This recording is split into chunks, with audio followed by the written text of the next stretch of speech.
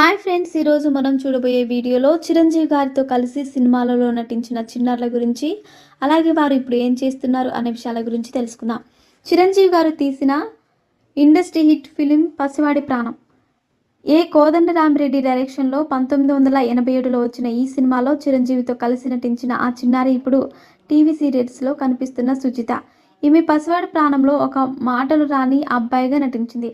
అప్పటికి ఆమె వయసు 4 సంవత్సరాలు మాత్రమే. ఇప్పుడు ఈమె చాలా తమిళ సీరియల్స్‌లలో నటించింది. అలాగే తెలుగులో 'సౌందర్య' అనే సీరియల్‌లో, లేటెస్ట్‌గా 'వదినమ్మ' సీరియల్‌లో నటించింది.